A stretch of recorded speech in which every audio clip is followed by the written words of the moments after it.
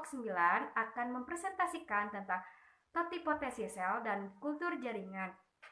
Anggota kami terdiri dari 11 orang, yaitu dengan saya sendiri, Hesti Fitria Dewi, ada Ayu, ada Nur Fatia, ada Dwi, ada Hanggana Raras, ada Hera, ada Lutfia, ada Nabila, ada Ahmad, ada Kokoh, dan juga ada Citra. Pengertian kultur jaringan. Kultur jaringan atau kultur in vitro atau tissue culture adalah suatu teknik untuk mengisolasi sel, protoplasma, jaringan, dan organ, dan menumbuhkan bagian tersebut pada nutrisi yang mengandung zat pengatur tumbuh tanaman pada kondisi aseptik, sehingga bagian-bagian tersebut dapat memperbanyak diri dan beregenerasi menjadi tanaman sempurna kembali. Prinsip utama dari kultur jaringan adalah perbanyakan tanaman menggunakan bagian jaringan tanaman, jaringan akar, tunas, polen, dan lain sebagainya menjadi tanaman utuh sempurna di kondisi in vitro atau di dalam gelas menggunakan media buatan yang dilakukan di tempat steril. Selanjutnya ada dasar teori. Yang pertama, teori sel. Sel yang istilahnya pertama kali digunakan oleh Robert Hooke tahun 1635 sampai 1703 merupakan satuan dasar minimum suatu jasad hidup yang mampu melakukan perbanyakan sendiri atau self-duplication. Yang kedua ada totipotensi, yaitu kemampuan setiap sel tumbuhan untuk menjadi individu yang sempurna. Teori totipotensi ini dikemukakan oleh G. Heberlein tahun 1898. Dia adalah seorang ahli fisiologi yang berasal dari Jerman. Pada tahun 1969, F. C.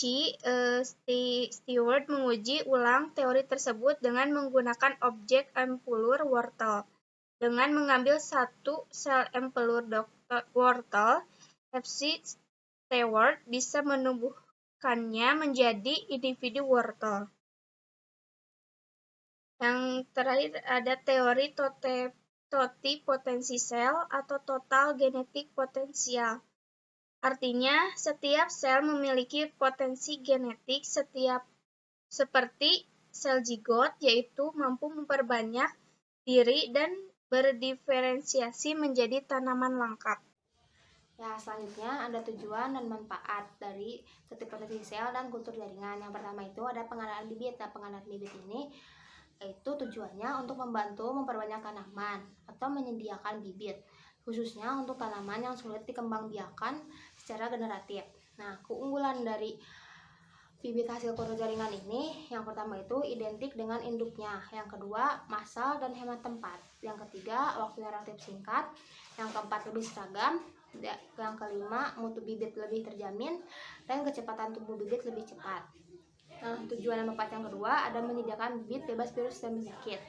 Nah, banyak virus yang tak menampakkan gejalanya, namun bersifat laten dan akan dapat mengurangi kualitas dan kuantitas produksi. Nah, virus ini dalam tanaman ini merupakan masalah untuk perbanyakan vegetatif tanaman hortikultura secara konvensional. Nah, yang ketiga, membantu program pemeliharaan tanaman, yang dimana dengan kultur jaringan dapat membantu program pemeliharaan tanaman untuk menghasilkan tanaman yang lebih baik melalui keragaman stoma klonal, kultur haploid, embryo rescue, seleksi in vitro, fusi protoplas, transformasi gen atau rekayasa genetika tanaman, dan lain-lainnya. Selanjutnya ada membantu proses konservasi dan preservasi plasma nupta, yang dimana konstruksi in vivo dalam bentuk penyimpanan biji dan tanaman hidup. Preservasi in vivo dengan cara penyimpanan biji ini secara kultur jaringan dapat dilakukan dengan menggunakan teknik pertumbuhan minimal dan kriopreservasi. Yang selanjutnya ada memproduksi senyawa kimia untuk farmasi, industri makanan, dan industri kosmetik. Sel-sel tanaman yang dapat memproduksi senyawa tertentu ditumbuhkan dalam bioreaktor besar. Misalnya untuk produksi senyawa antibiotik dari satu jenis fungi. Senyawa hasil tersebut bisa didapatkan dari hasil sintesis lengkap, juga dapat merupakan hasil transformasi oleh enzim dalam sel tanaman. Oke, selanjutnya akan dijelaskan oleh Hanggana Raras Pranagya. Selanjutnya ada macam-macam teknik kultur jaringan. Yang pertama ada meristem culture. Jadi kultur ini menggunakan jaringan muda atau meristem. Yang kedua ada pollen atau anther culture. Jadi kultur ini menggunakan bagian tanaman, yaitu serbuk atau benang sari. Yang ketiga yaitu chloroplast culture. Jadi kultur jaringan ini menggunakan chloroplast untuk keperluan memperbaiki sifat tanaman melalui pembuatan varietas baru. Dan yang terakhir ada somatic cross atau persilangan protoplasma yang merupakan persilangan dua macam protoplasma menjadi satu yang kemudian dibudidayakan sehingga dihasilkan tanaman yang mempunyai sifat baru. Selanjutnya akan dijelaskan oleh rekan saya Nur Fatia. Oke, selanjutnya di sini saya Nur Fatia akan melanjutkan pembahasan mengenai tahapan perbanyak tanaman dengan kultur jaringan. Nah, secara umum tahapan yang dilakukan dalam memperbanyak tanaman dengan teknik kultur jaringan yaitu yang pertama ada pembuatan media. Media merupakan faktor penentu dalam perbanyakan tanaman dengan kultur jaringan. Media yang digunakan biasanya terdiri atas garam mineral, vitamin, dan juga hormon. Yang kedua ada inisiasi. Inisiasi adalah pengambilan eksplan dari bagian tanaman yang akan dikulturkan. Biasanya bagian tanaman yang sering digunakan ini yaitu tunasnya. Yang ketiga, sterilisasi. Sterilisasi adalah segala kegiatan dalam kultur jaringan harus dilakukan dengan atau di tempat yang steril, termasuk juga teknisi yang melakukannya harus juga steril. Yang keempat, multiplikasi. Multiplikasi adalah kegiatan memperbanyak calon tanaman dengan menanam eksplan pada medianya. Yang kelima, pengakaran.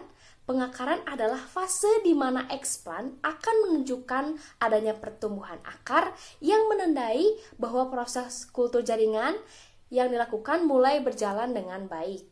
Dan yang terakhir, aklimatisasi, yaitu kegiatan memindahkan eksplan dari keluar dari ruangan aseptik. Selanjutnya ada skema kultur jaringan. Nah, skema kultur ini dapat dijelaskan dengan bahwa jenis eksplan ini dapat dilihat seperti eksplan yang diambil dari daun, tangkai bunga, serbuk sari, atau under. Kemudian, eksplan diletakkan dalam media kultur yang sesuai. Nah, eksplan yang tadi akan terus membentuk jadi massa sel yang belum terdiferensiasi, yang disebut dengan kalus. Kemudian, kalus ini dipindah dalam media diferensiasi yang akan terus tumbuh dan berkembang menjadi tanaman kecil atau planet. Setelah berkembang menjadi planet, akan terjadilah pergantian medium untuk merangsang pertumbuhan dan perkembangan dengan organ yang lainnya.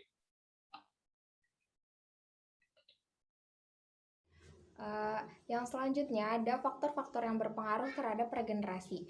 Yang pertama itu ada bentuk regenerasi. Bisa berupa pucuk aksilar atau ketiak, pucuk adventif embriosomatik yang berasal dari sel somatik, di mana calon akar dan calon pucuk berada di dalam satu sumbu. Pembentukan protocorm-like bodies. Pembentukan umbi mikro, pembentukan umbi cormel dan rimpang mikro, dan lain-lain. Yang kedua itu ada eksplan. Eksplan adalah bagian tanaman yang dipergunakan sebagai bahan awal untuk perbanyakan tanaman. Nah, yang ketiga itu ada media tumbuh. Dalam media tumbuh mengandung komposisi garam anorganik, zat pengatur tumbuh, dan bentuk fisik media. Terdapat 13 komposisi media dalam kultur jaringan antara lain Murashik dan Skoog atau MS, Woody Plant Medium atau WPM, Knopf, Knudsensi, Anderson, dan lain-lain. Media yang sering digunakan secara luas adalah MS. Nah, yang selanjutnya ada zat pengatur tumbuh. Jenis zat pengatur tumbuh yang dipakai, konsentrasi dan urutan penggunaan, dan periode masa induksi dalam kultur tertentu. Jenis yang sering digunakan adalah golongan auksin seperti indoacetic acid atau IAA. Yang selanjutnya ada naphthalene acetic acid atau NAA24D. Yang selanjutnya ada CPA dan indol acetic acid atau IBA. Golongan sitokinin seperti kinetin, benzyladenin atau BA, Yang selanjutnya ada zat pengatur tumbuh. Jenis zat pengatur tumbuh yang dipakai, konsentrasi, urutan penggunaan, dan periode masa induksi dalam kultur tertentu. Jenis yang sering digunakan adalah golongan auksin seperti indol asetik asid atau IAA, naphthalene asetik asid atau NAA, 2,4D, CPA, dan indol asetik asid atau IBA. Golongan sitokinin seperti kinetin, benziladenin atau BA, 2LP, zeatin, tidiazuron, dan PBA. Golongan giberelin seperti GA3. Golongan zat penghambat tubuh seperti ansimidol, paclobutrazol, TIBA, dan CCC. Dan yang terakhir ada lingkungan tumbuh, meliputi temperatur, faktor penyinaran seperti panjang penyinaran, intensitas penyinaran, dan kualitas sinar, serta ukuran wadah kultur. Selanjutnya akan dijelaskan oleh teman saya yaitu Ahmad.